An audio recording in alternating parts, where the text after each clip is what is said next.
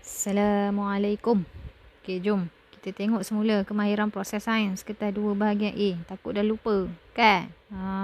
Jom tengok. Okey, jadi kemahiran proses sains ni banyak sebenarnya. Cikgu cuma nak bincang beberapa sahaja, iaitu 3 pemboleh ubah, iaitu dimanipulasi, bergerak balas, dimalakan, hipotesis, pemerhatian, inference dan definisi secara operasi. Definisi secara operasi. Okey, baik. Pemboleh ubah dimanipulasi kita panggil juga sebagai faktor yang diubah. Pemboleh ubah bergerak balas, faktor yang boleh diperhatikan. Pemboleh ubah dimalakan, kata lainnya adalah faktor yang ditetapkan. Okey, untuk pemboleh ubah, jawapan memang akan ada pada soalan. Jadi janganlah kamu khawatir. Okey, jadi pemboleh ubah yang dimanipulasi adalah benda yang lain-lain. Apa yang lain-lain dalam gambar tu? Ya, apa yang lain dalam gambar ni? Aca kamu nengokkan gambar ni, apa yang lain? Nampak tak yang lain? Ni. Darjah Celsius ni apa ni? Suhu kan? Jawapan ada juga pada jadual. Jadi kalau dah nampak yang lain-lain ni, darjah Celsius ni lain-lain, so suhu adalah pemboleh ubah yang dimanipulasi. Ataupun singkatannya cikgu suka sebut MV, ya. Sebutan MV, cikgu suka sebut MV, ya. Dan ini adalah RV ataupun responding variable ataupun pemboleh ubah yang bergerak balas. Jadi masuk akan jela dalam jawapan. Okey, piring Petri ni adalah radas. Jadi haram, ya, kita jadikan dia sebagai pemboleh ubah. Potong siap-siap. Okey, sampai sini boleh. Okey, kemudian pemboleh ubah yang dimalarkan, kita tengok apa yang sama.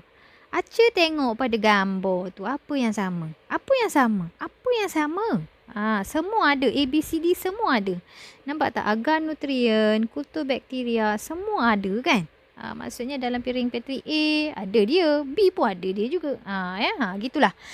Jadi apa yang sama adalah agar nutrien dan kultur bakteria, cuma kita kena tambahkan parameter. Contoh parameter jenis, isi padu, panjang, jisim. Sekarang ni itu contoh-contoh parameter lah. Jadi parameter yang sesuai digunakan untuk agar nutrien adalah boleh kita tulis sebagai jenis agar nutrien ataupun isi padu agar nutrien, ya. Kultur bakteria pun samalah, jenis kultur bakteria, Okey, udah habis bahagian pemboleh ubah.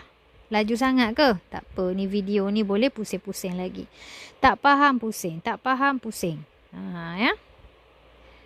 Okey, seterusnya kita nak jawab hipotesis. Hipotesis ni cikgu sukalah kamu gunakan jika maka. Tak ada pun tak apa, jangan susah hati. Tapi cikgu suka jika MV maka RV. So kalau ni tadi kita kata dia MV, ini adalah RV. So cikgu suka letak dia di sini jika maka di RV. Okey, hipotesis ni ada 2 jenis. Yang pertama tersirat. Tersirat ni maksudnya tak nampak. Benda yang tak ada dalam gambar. Kamu jadikan dia sebagai hipotesis. Dan yang kedua adalah tersurat. Apa yang ada dalam gambar, itulah yang kamu buat hipotesis. Cikgu nak ajar kamu cara membuat hipotesis tersurat. Benda yang nampak pada gambar, lepas tu kamu jadikan dia sebagai hipotesis. Okey, kalau kita tengok jadual itu, MV yang mana? Kita nak buat hipotesis kan? So kita pilih mana-mana MV yang kita suka. Cikgu suka MV ni, jadi cikgu nak tengok hasil dia ni. Cikgu suka MV ni, jadi cikgu akan ambil lah hasil dia ni.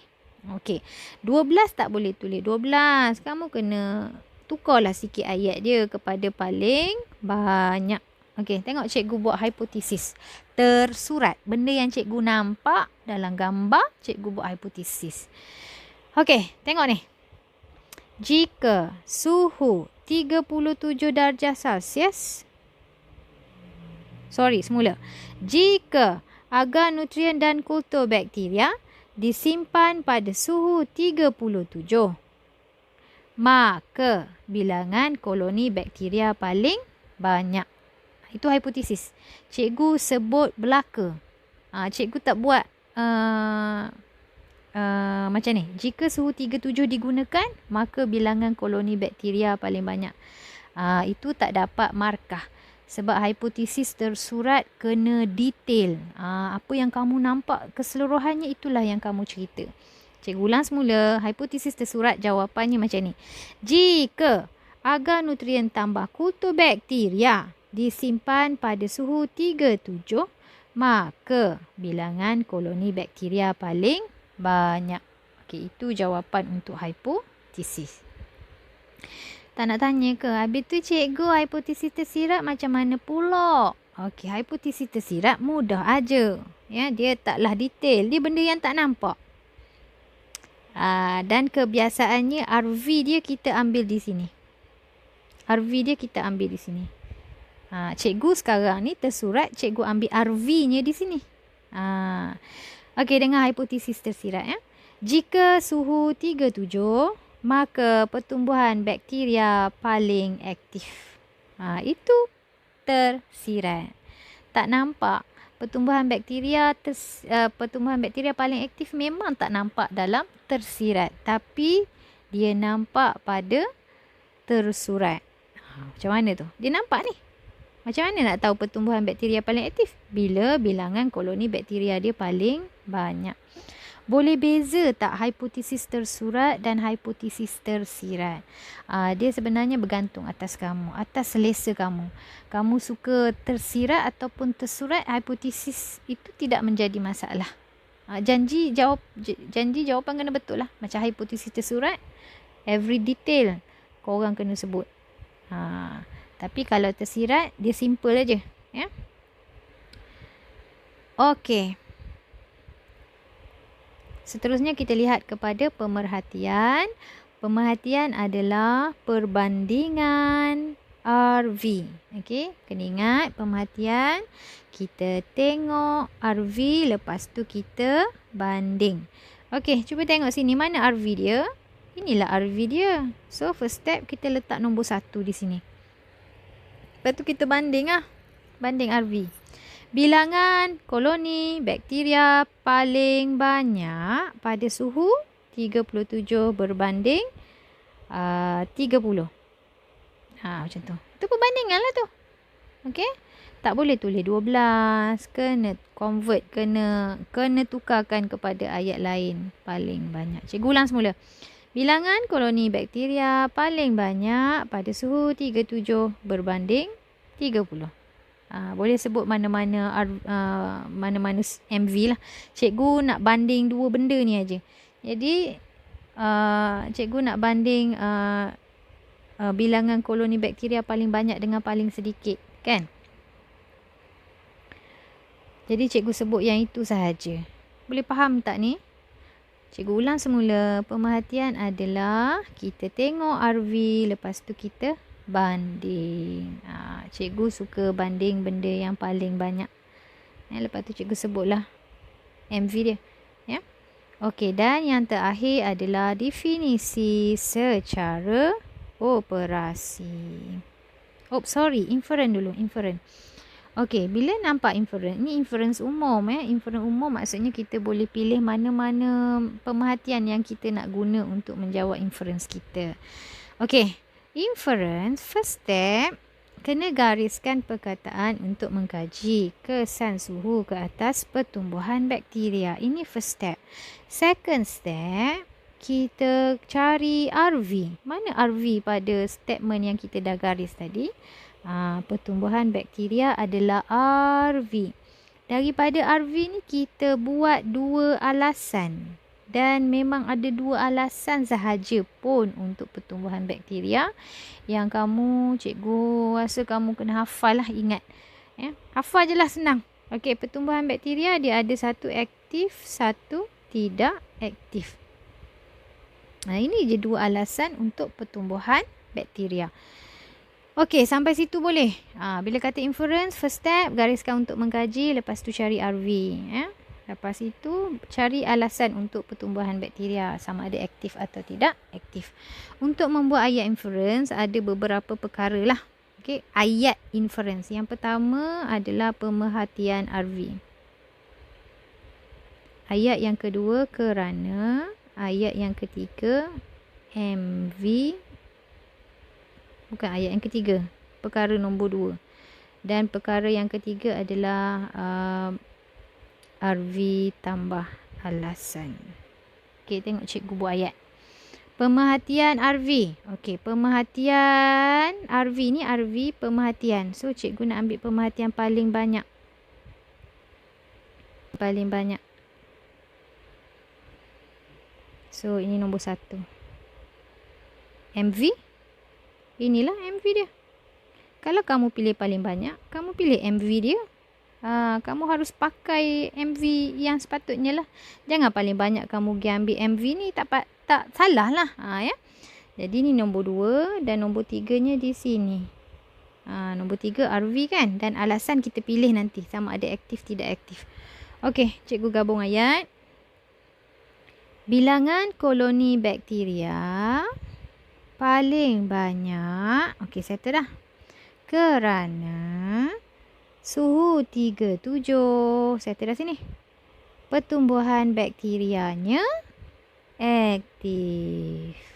Cikgu cuma gabung ayat sahaja. Ya, kalau cikgu nak pecah kepala pun cikgu memikir kat sini je alasan dia.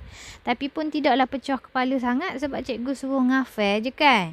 Pertumbuhan bakteria aktif dan tidak aktif. Okey, cikgu ulang semula. Cara nak buat inference ada. Ayat dia ada 4 lah. Ya. Pemerhatian RV kerana MV RV tambah alasan. Kemudian cikgu nomborkan ini sebagai number 1. This is number 2 and this is number 3. Cikgu gabung ayat. Okey. Bilangan koloni bakteria paling banyak kerana suhu 37 pertumbuhan bakterianya aktif. Okey, dan last sekali adalah DSO ataupun definisi secara operasi. Jadi untuk menjawab DSO, cikgu suka kamu buat tapak. Bila nampak saja DSO, buat tapak dulu. Ialah yang menyebabkan Okey. Yang pertama ini adalah perkataan selepas bagi. So, number 1 dia akan duduk di sinilah. Selepas bagi. Okey.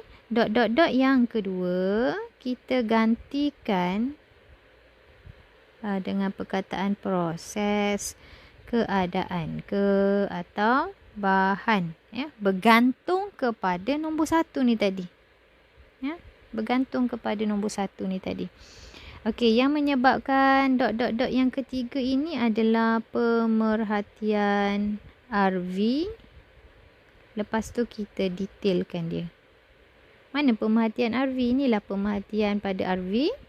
Kemudian kita detailkan. Kita cari apa yang kita nak detailkan, kita cari pada jadual ataupun statement ataupun gambar. Okey, tengok cikgu buat ayat. Ayat nombor 1 ni apa tadi? Pertumbuhan bakteria paling aktif ialah. Pertumbuhan bakteria paling aktif ialah proses ataupun keadaan pun boleh. Ya. Keadaan yang menyebabkan. Okey, pemerhatian RV kena sebut yang ni lah. Bilangan koloni bakteria paling banyak lah sebab paling aktif kan.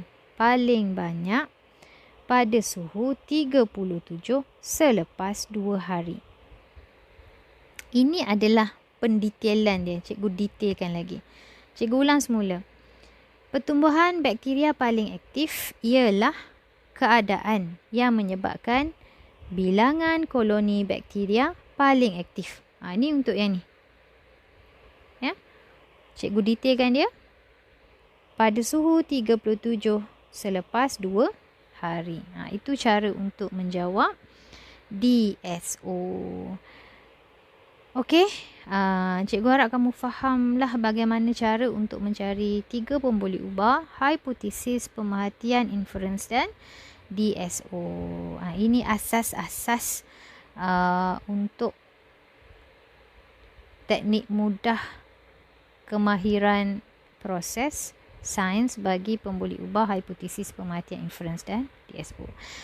Cikgu tahu berlaku pengulangan ayat yang banyak sangat sebab cikgu bercakap ni tak ada skrip jadi bertabahlah semasa menonton video cikgu ini.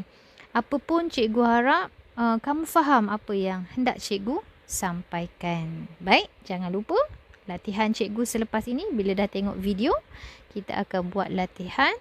Jadi kalau tak faham boleh refer semula kepada video cikgu ini ya. Okey, itu sahaja. Sekian, terima kasih.